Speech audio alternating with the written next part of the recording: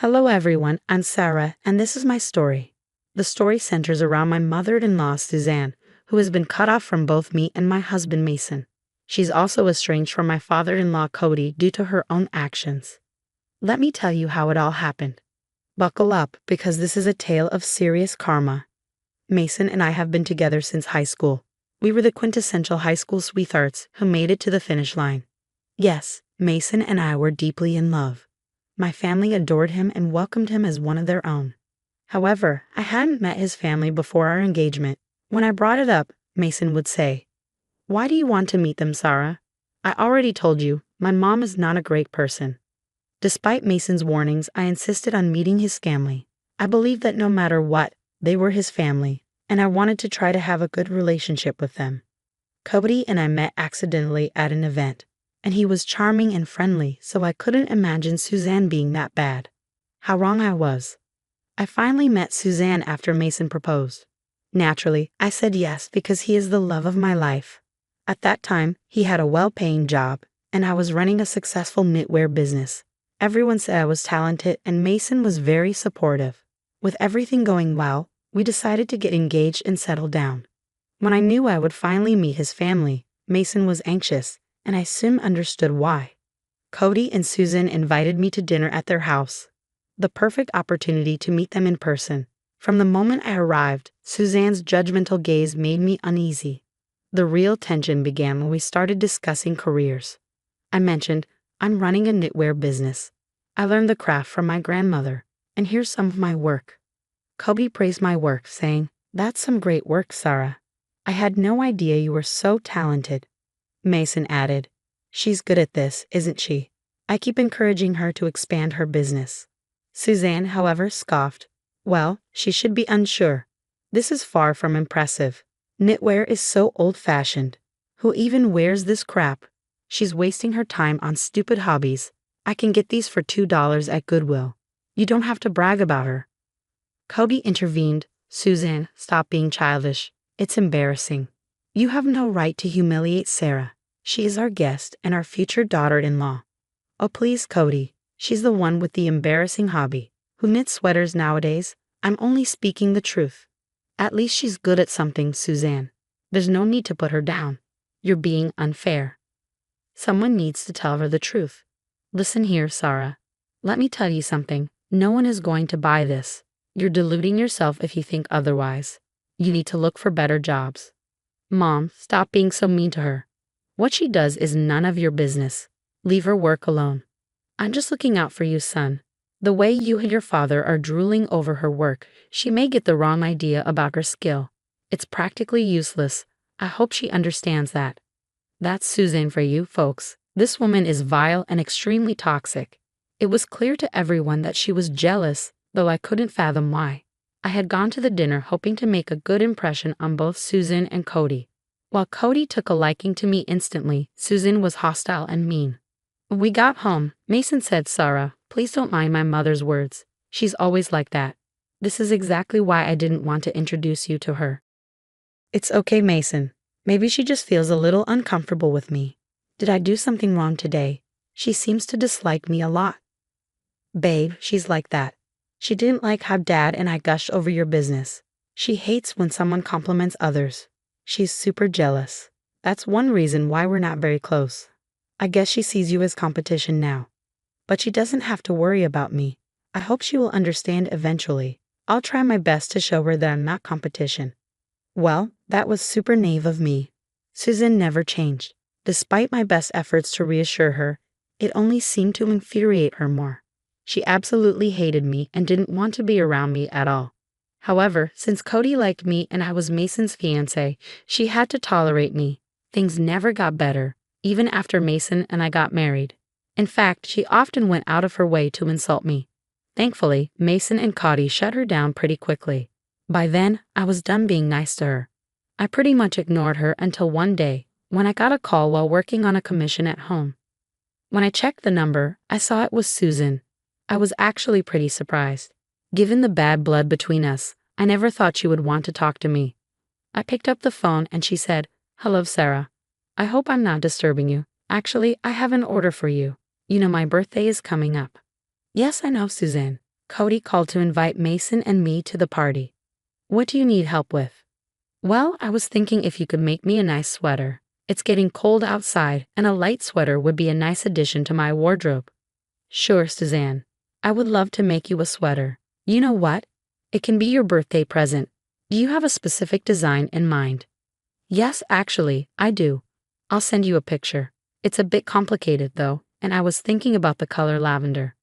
I've been wanting a lavender sweater for a while. I love that color. Are you sure you can put in the effort? Don't worry, Suzanne. It won't be a problem. Besides, we have plenty of time. I'll be happy to do it for my family. Great then, I'll send you the picture. Make sure it's ready for my birthday. I want to show it off to everyone. After hanging up, Susan sent me the picture. I was excited to start the work, even though I knew it was a difficult pattern. I wanted to please her and repair our bond, so I agreed to do it. When Mason got home, I told him everything. You know, Susan called me today. She said she wants me to make her a sweater. I think she's starting to come around. Seriously? Mom asked you to make her one? Yeah, she wants to wear it for her birthday next month. She does want a complicated design, but I can finish it in 3 weeks. 3 weeks? That's a lot of work, babe. My mom hasn't been nice to you. Are you sure you still want to do it? You can say no. I know Mason. Frankly, I think it's a bit odd too, but I'm willing to give it a chance. Even if she doesn't like it, I can take it back and sell it. Keeping this in mind, I started working on the sweater. It turned out to be a difficult task due to the complicated patterns. I never showed Mason the final product because I wanted the birthday girl to see it first. I guess that was one of the many mistakes I made. Mason and I arrived early at Susan's birthday party. It was a grand event organized on the lawn of their home. Several family members and friends attended, and everyone was truly enjoying themselves. I handed Suzanne the gift and said, "Happy birthday, Suzanne. Here is your gift. Why don't you open it and see if you like it?" "Thanks, Sarah. I'll open it when everyone arrives. I want everyone to see what you got me. I bet they'll be jealous." "Sure, if that's what you want. I can't wait to see you wear it." Back then, I had no idea why she was stalling with my gift. She opened all the other presents but kept mine for the end. When everyone had arrived, she finally turned to the group and said, "I see that all of you are here. As you know, Sarah here likes to do some knitting in her spare time. I don't know if she's good at it, but we will see in a while. Let me just open her gift and find out." "Show us what you got. I'm sure it will be beautiful," someone chimed in. Susan opened the gift and saw the sweater. Everyone started murmuring praises, and I felt very happy. However, Cody and Mason looked a little confused. "Sarah, why did you give Mom a lavender sweater? She hates the color," Cody said. "Wait, what? I'm confused. Does she hate lavender?" "That can't be true," I replied. "Yes, she really does hate that color. Don't worry, it was an oversight. The sweater is super pretty though. I see you put in a lot of work," Cody reassured. "Yeah, she actually spent 3 weeks making it. I saw her struggle a lot but wanted to make it perfect," Mason added. "Well, this piece is trash. First of all, everyone knows I hate the color. She shouldn't have used it. Besides, I don't even like knitted wear." "Don't worry, I know exactly what I need to do with it," Susan said. Suddenly, Susan took the sweater and tore it apart. I was in shock, and so was the whole table. Honestly, it felt like someone had stabbed me in the chest. 3 weeks of hard work just went down the drain. My work was ruined and my heart broke. I could feel tears in my eyes. Susan looked satisfied with her work and smirked at me, saying, My, will you look at that?" I thought the color was horrible. Turns out the quality is equally bad. Good thing I tore it before someone saw me with this ugly sweater. Now I don't have to wear this hideous lavender thing. Why the hell would you do that? How can you be so heartless? I spent 3 weeks perfecting the design. Do you know how complicated this design was? How could you just tear it apart? I cried out. Like I said, I didn't like the color. It looks disgusting. I'm not an old lady who wears lavender. You should have thought about that before giving me that monstrous thing, Suzanne replied. Mom, you could have just returned the sweater. Why did you have to destroy it? That was horrible, Mason said, visibly upset. That would be dramatic, son. The sweater was clearly of cheap quality since it tore easily. I did myself a favor by getting rid of it. Your wife should have known better than to give me this atrocity, Suzanne retorted. I know the color is not your favorite, but you could have told her that, Suzanne. There was no reason for you to destroy the sweater, Cody added. I don't care if she didn't know I hated the color. She deserves this, period, Susan said coldly. Hearing those words made me absolutely furious. I couldn't believe the audacity of Susan. I understood that she planned to humiliate me all along. She made me work on the sweater so she could embarrass and laugh at me, but no one else was amused. Everyone looked horrified. Even Cody stared at the destroyed sweater in disbelief. That's when I knew it was time for revenge. I wiped my tears and took out my phone. Then I said, you have some nerve criticizing and destroying my hard work. I can't believe your audacity. You're telling everyone that you hate the color, but you are the one who told me to make a sweater in lavender. What? What are you talking about? I would never say that. I hate the color, Susan snapped back. That's not what you told me in your call. You're lying to everyone. I never said that. You're making things up now. You have no proof that I told you to use lavender, Suzanne insisted. I actually recorded the call to have a clear idea of what you wanted. Looks like I hit the jackpot with it. Here, let me play it for you. I took out my phone and played the recording. It clearly showed that Susan had played me dirty. When everyone heard it, they knew Susan had planned the entire thing. Susan turned pale and looked down at her hands. Mason and Cody looked ready to explode. When I stopped the recording, Mason said, Mom, what the hell? Why would you do that? You always told us you hated lavender. Even after this, why did you tell Sarah to use that color? Obviously because she wanted to humiliate me today. Why else would she do this, Mason? I interjected. No, that's not true. There's been some misunderstanding. This witch here is setting me up. I hate lavender. I would never ask her to make something like this, Susan stammered. Mom, stop it. Everyone heard the recording. Why are you still lying? Is this because you're jealous of Sarah? Mason demanded.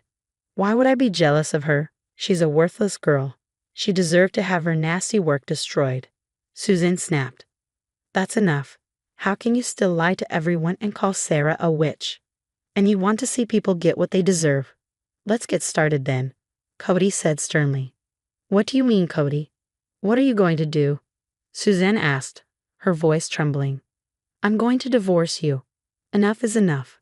I've dealt with your jealousy and destructive personality for years. I literally begged you to stop and get therapy, but you never listened to me. Today you crossed the line. I'm done with you.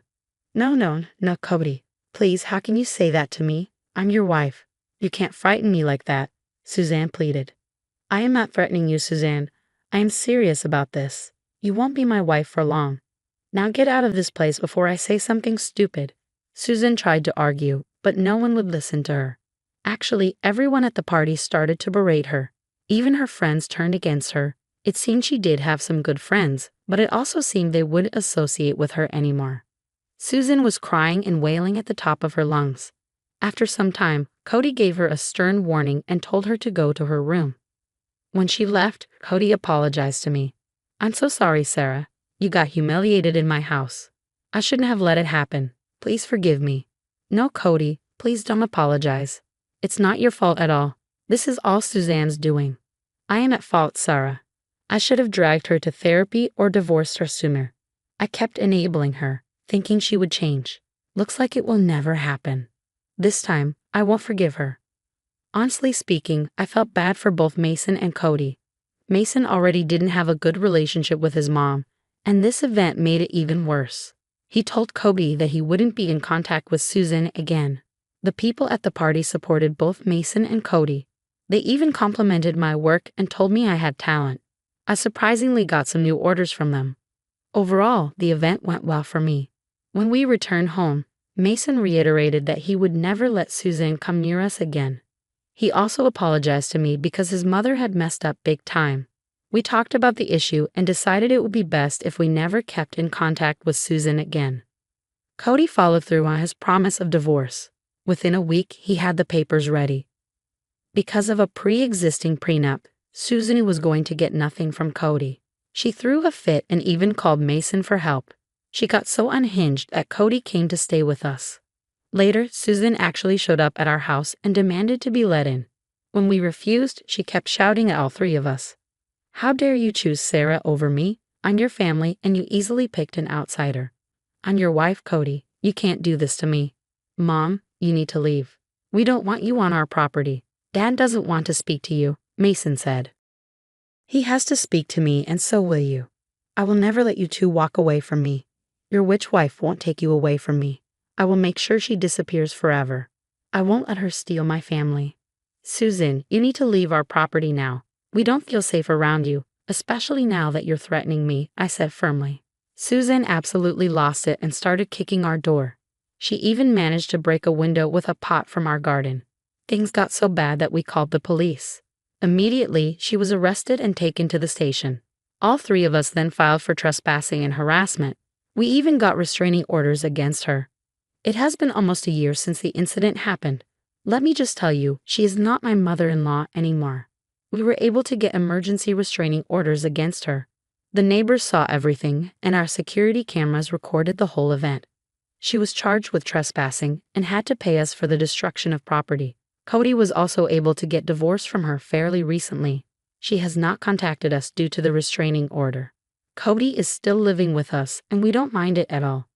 All of us needed to heal, and staying together helped a lot. Currently, Mason and I are expecting a child. We're happy, and so is Cody. He does have his bad days, but the excitement of having a grandchild is making him better.